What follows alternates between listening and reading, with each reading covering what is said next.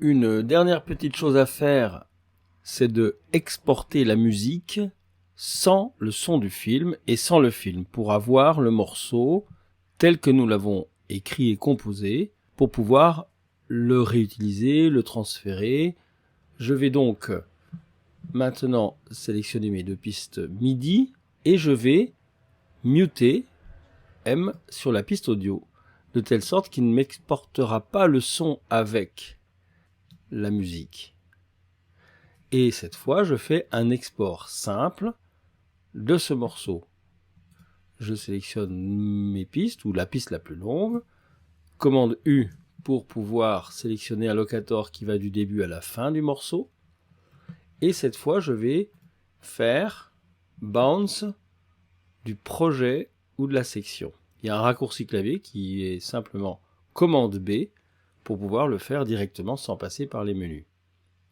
Je fais maintenant mon export. Mais au moment où je fais mon export, il me pose quelques questions.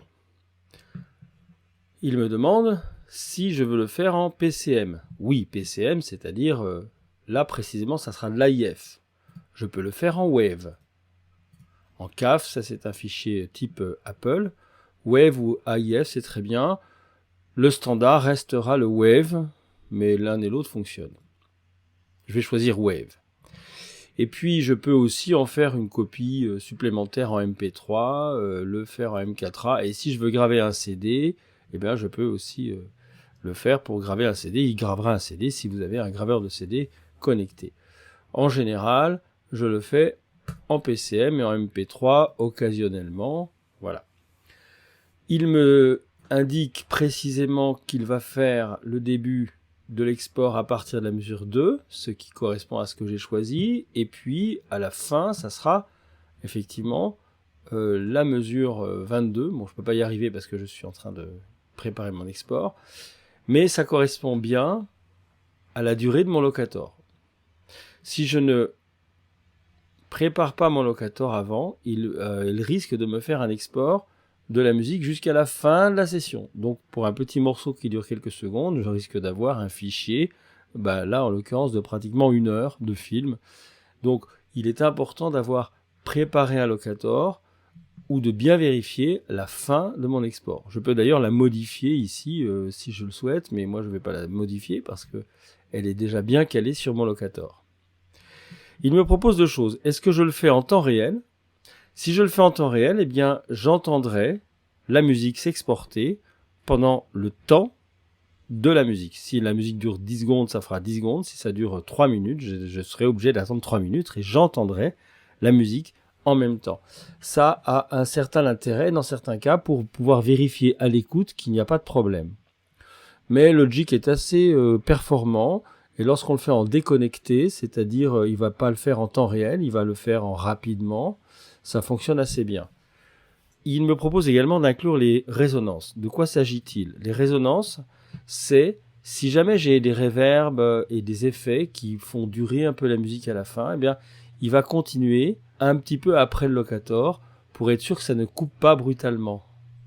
Voilà, il va aller un tout petit peu au-delà en fonction des effets que j'aurais pu éventuellement y mettre. Donc moi je vous conseille de vous mettre en PCM, en déconnecté et en inclure les résonances. Question importante, faut-il normaliser ou pas ?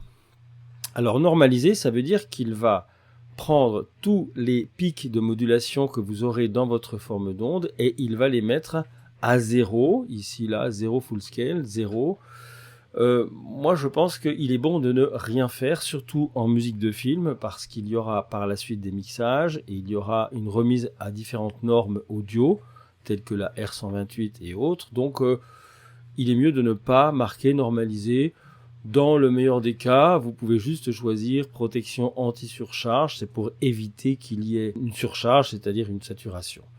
Mais logiquement, vous devriez ne pas avoir à indiquer quoi que ce soit, vous ne faites rien en tant que normalisé, vous dites non. Et puis vous laissez le fichier tel qu'il est, la session étant 48 kHz, et puis vous la laissez en 24 bits, puisque c'est le format avec lequel on travaille.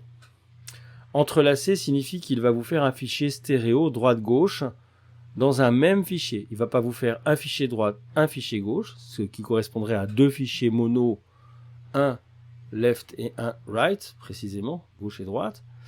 Vous n'êtes pas obligé de marquer le dithering, ça c'est autre chose. Vous pouvez donc choisir PCM, déconnecter, inclure les résonances, ne pas normaliser, Wave ou IF, j'ai choisi Wave, résolution, vous lui laissez choisir le 24 bits, fréquence d'échantillonnage 48 kHz, et fichier entrelacé, et aucun dithering, et là vous pouvez faire votre export, il vous dit voilà, ça prendra 11,6 MO pour 40 secondes. Vous êtes donc au courant de tout ce qu'il y a en fonction de votre fichier. Je vais faire OK. Là, il va vous demander de le nommer. Il va falloir que je pense à ne pas le nommer exactement tel qu'il me le propose, c'est-à-dire du nom de la session. Je ne m'y retrouverai pas. Et c'est là qu'une fois encore, je vais le renommer musique 1 et lui indiquer le timecode auquel il est calé. Donc je vais marquer 01 00 36 et 15 images. Alors vous remarquez que on met souvent des tirets en dessous. C'est souvent une façon informatique de nommer les fichiers. Voilà, ça n'a pas une grande importance, mais enfin, aujourd'hui ça n'en a plus autant qu'avant.